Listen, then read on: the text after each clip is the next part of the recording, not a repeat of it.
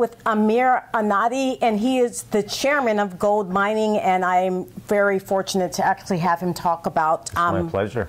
All of the amazing discoveries and most recent discovery, and kind of taking us on a journey of the company and where it is headed, and give you the most recent news that I just learned about this morning.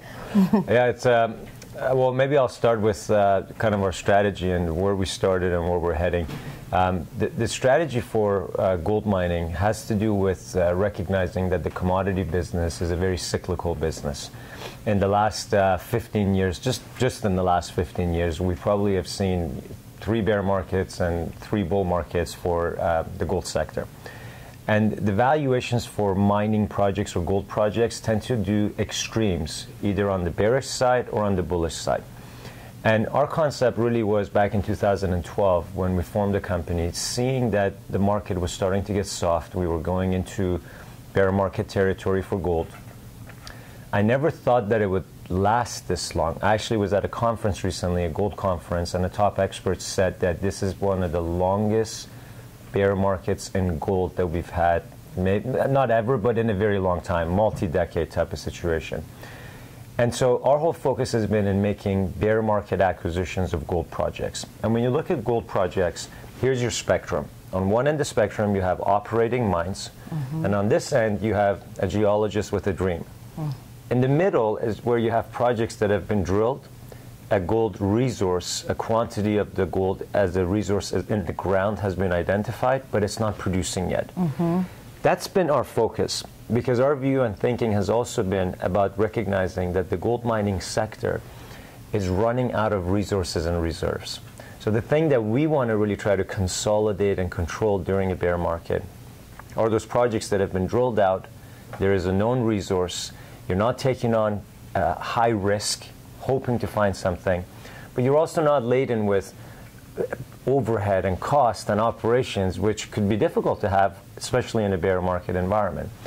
So in the last 6 years, we've made acquisitions that positions us now as one of the largest pre-production gold portfolios anywhere in the Americas. We have just under 20 million ounces of gold resources in the ground. I think it's probably more gold in the ground than the central banks of India or Japan have. I mean, to put it in perspective, that's a lot of gold. That's amazing. And it's all been through acquisitions. We haven't taken on exploration risk. And you're right, this morning we announced the closing of our most recent acquisition, a project called Crucero in Peru. And, you know, Gina, the thing is, the reason why I love doing these deals is because if you look at the last 6 acquisitions, the last 6 acquisitions we've done has cost us a total of $70 million. And we've paid for them in stock. The same assets that we bought 5 years ago had a combined market cap of $900 million.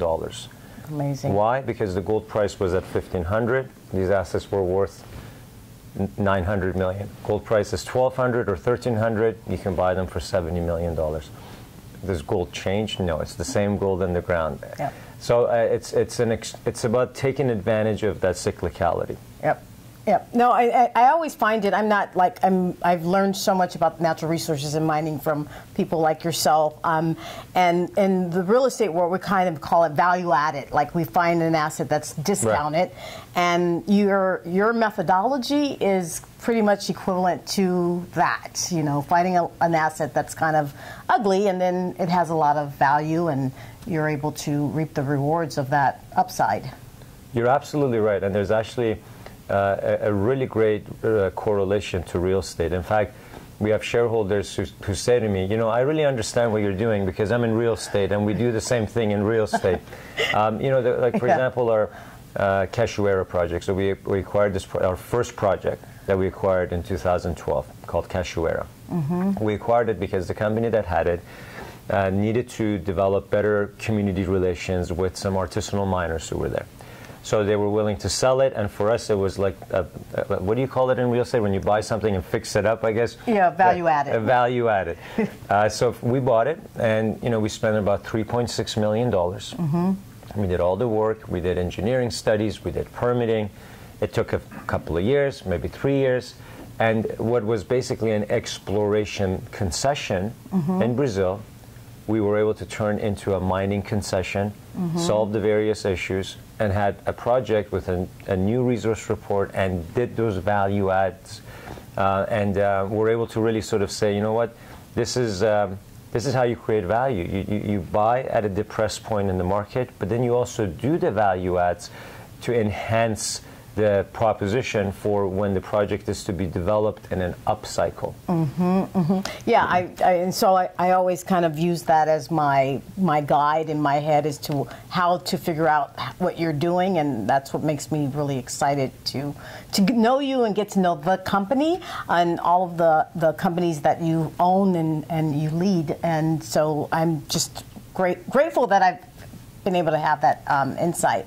So where do you see gold mining going in the next 12 to 24 months?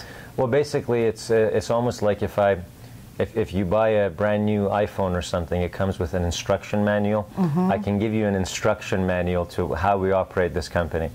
If gold continues to be below $1,300 or generally bearish sentiment, we want to be Vikings. We want to make acquisitions. We want to conquer new ground. We're in 5 different countries now. We're in Peru, Colombia, Brazil. We're in Alaska. We're in Canada's Northwest Territories. We've been real Vikings. We've been getting out there. We've been grabbing and making these great deals. But if we see the gold price get up and sustain above $1,300, then we want to focus on development. We want to become farmers, so to speak. And we want to really then take the portfolio that we've acquired and advance projects through permitting, eventual development construction, and then eventual production. Between now and then, as we look to do this, the company may also have options to sell some of our projects. We may have the opportunity to joint venture. The whole company could potentially get caught up in merger and acquisition because, again, it's become harder and harder for major gold companies to find new gold resources. Low-hanging fruits have been discovered and mined out. There was an interesting stat that it costs gold companies $45 per ounce to discover a new gold resource in the ground. Wow. If you look at our total resources and our market cap today, we're trading somewhere around $10 an ounce or less than $10 an ounce. Wow. You can see why it would be an attractive M&A target, so to speak. So I want to control things that I know the big guys are going to need into the future in a higher rising market environment. And that's quality gold projects with resources in the ground and proven mining jurisdictions. And you might wonder, well, why aren't the majors buying these things when things are out of favor? Yeah, exactly. The most interesting patterns always emerge in bear markets in the mining sector. Big companies typically have taken on a lot of debt during the good times. So the times are bad. They focus on balance sheet and reducing debt, which means instead of growing, they're just cutting costs. And the first division in mining that typically gets its budget next is exploration division and corporate development.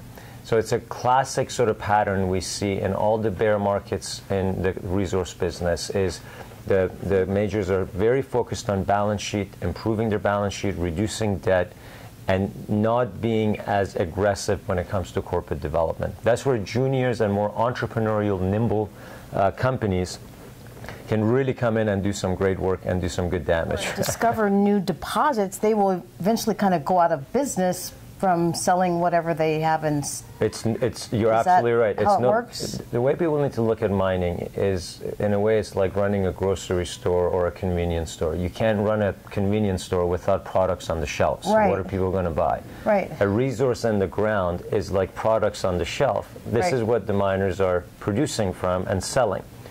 Every time a miner takes a gold ounce out of the ground and sells it for $1,300, he now has a hole in the ground. Right. And they have to replace that and find that with new gold resources or reserves in the ground to have a pipeline that not only replaces what was mined, but can grow. Right. Because again, and all these companies are focused also on growing their production profile. So when you look at also exploration cycles, to just go from grassroots exploration to production can take 10 to 15 years. Wow. So this is not an industry as well where you can just quickly build, quickly build, and there's permitting, there's all these types of very long-term, long lead timelines. So that's why I like the idea of, again, acquiring projects that have been de-risked to some extent. You know what's there, you know the resource, maybe even some permitting has been done, and you're on a much shorter timeline to production from there. Again, at a time when the global gold resources have been declining because there's been less money going into exploration. Yeah, I mean, it definitely sounds like a perfect recipe for success. So I applaud you for recognizing the opportunity. How can others find out more about gold mining and Amir? Well, we have a easy to remember website, which is www.goldmining.com. All this information is available on the website. We have a very easy ticker symbol to remember. It's GOLD, gold in Canada. And in the US, we're listed on the OTCQX with the ticker GLDLF. And there's lots of information on the website, a lot of great interviews, and I'm hoping that this interview could be one that we add to the mix of great communication pieces that our shareholders and your subscribers can really benefit from. Well, absolutely. It's definitely open to you to have the content whenever you need it, and I'm very glad that I've had the time to interview you for the show, and I would love for you to come back, and maybe I will see you in Vancouver in January. I'm really looking forward to that. Thank you. Sounds good, Amir. Thank you so much. Thanks, Gina. All right.